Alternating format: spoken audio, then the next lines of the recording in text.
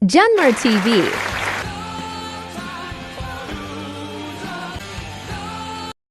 Guys, good morning. 6:30 AM. Ito, approaching kami ng Cloverleaf, Balintawak. Mamalingki ulit kami ng aking misis. At gaya ng dati, ito, maglalakad lang kami papunta ng Cloverleaf Market. Malapit lang naman siya dito sa lugar namin, kaya lakad-lakad lang tayo. Magang-maga ako katon. Dandan.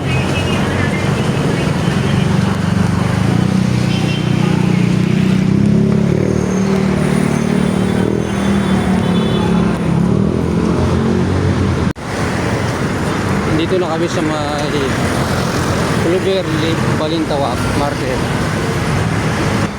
Sa mga viewers natin dyan, hindi pa nakakarating dito sa mismong Cloverleaf, Balintawak, kaya na po, manood po kayo. Ituturo ko po kayo dito sa mismong Cloverleaf, Balintawak. Kung nambungan nyo po, ito yung pinakang wet market. Yan, nadadaanan natin siya. Right side po yan, EDSA siya. Ito yung palengke ng Cloverleaf na along EDSA. Pero hindi po rito yung aming destination. Ayan, doon pa po kami ng mismong looban ng Balintawak Market. Yung pinakabagsakan, yun po yung destination namin. Kabisado po ito ng aking misis, kaya usod lang ako sa kanya. Ito, sa loob na po ito, itong lugar na to. Bumili kami ng mga manok dito sa isda.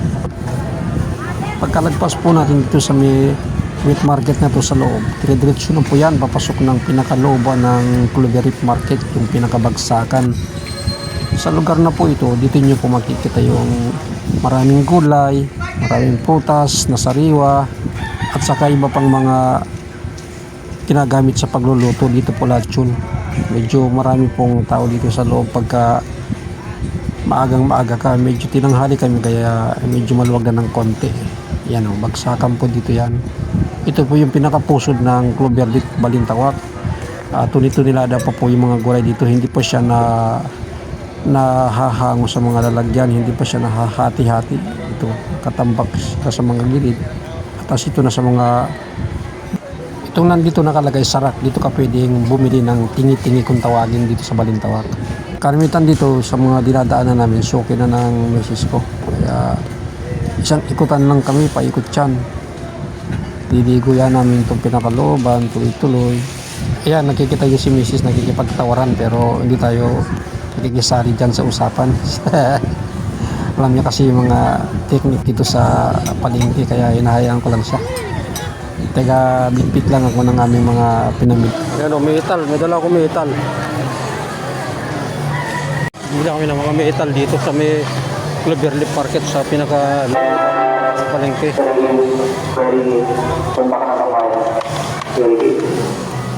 Meron palang paging system dito sa loob ng Cloverleaf, Balintawak Market. May paging system pala rito. Ito nga lang, pagka nandito ka sa palengke, doon yung kalsada, medyo masa-masa. Tik siya gawa ng umulan kagabi. Ilang salubungan dito sa may kanto.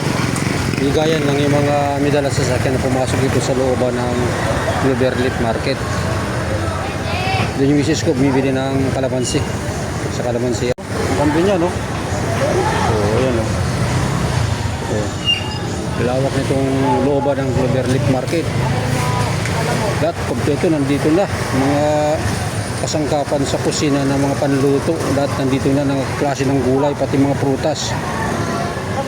Ang ganda ng sili, berde-berde, oh. May labuyo pa.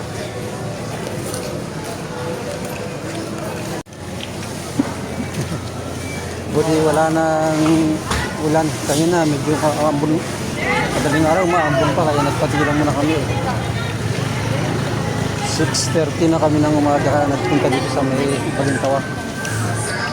Kaya ng dati, walkathon pa rin, lakad lang. Kasi malapit lang kami, dyan lang kami sa pagtawid ng EDSA. Kaya napakaswerte ng mga nakatira dito sa malapit sa may Cloverleaf Market. Pagka namamalingke, walang kang problema. Pag wala kang refrigerator, kasi sipag ka lang pumunta rito, nandito na yung supply. Doon na kailangan mag-stock ang marami sa bahay. Ang daming bagong katay ng mga manok dito, mga karne. Sariwang-sariwa pa, pati mga isda. Sa umulan kagabi, ito, yung daanan. Kaya hindi makapagmadali yung mga tao naglalakad dito. Ito yung pinaka-wet market sa looban ng Cloverleaf Market. Iba rin yung nandun sa may bungad, sa may malapit sa may EDSA. Akin ang langka.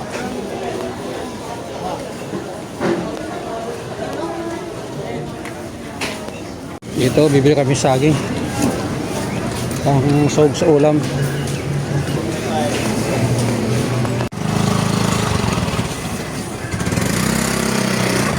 Naman siya dito ng grocery, asukal.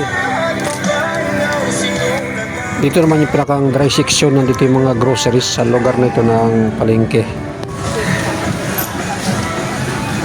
Dami ko nang hawak. Panjang o na po.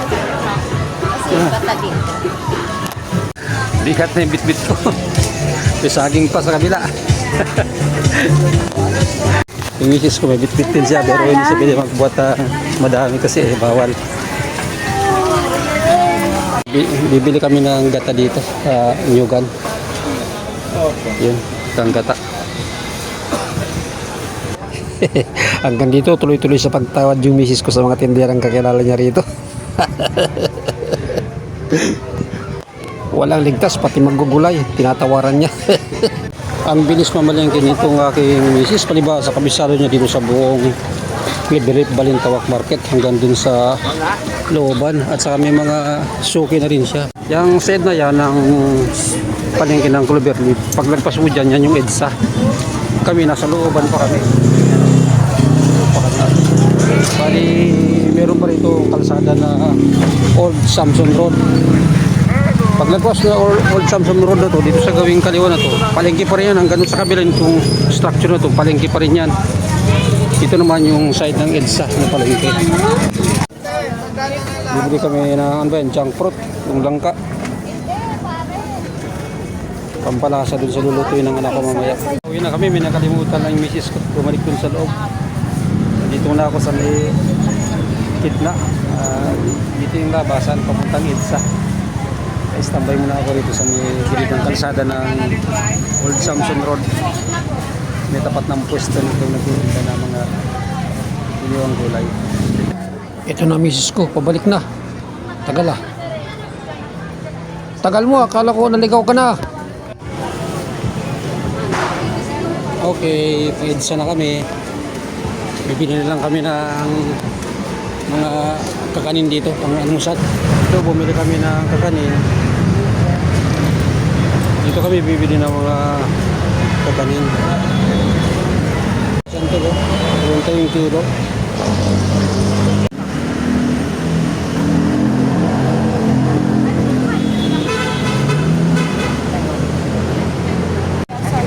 Mga kaway kasi puno na ng bitbit yung mga braso ko. Marami akong dala sa ilalim. Ayan.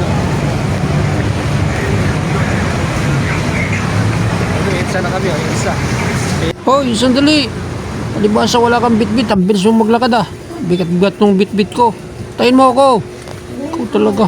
Nauna ka. Palabas na kami. May dadaanan pa kami sa bungad yung bibili raw ng sago. Kinako, bye-bye na po mga guys. Bye-bye. Sige po, bye-bye po.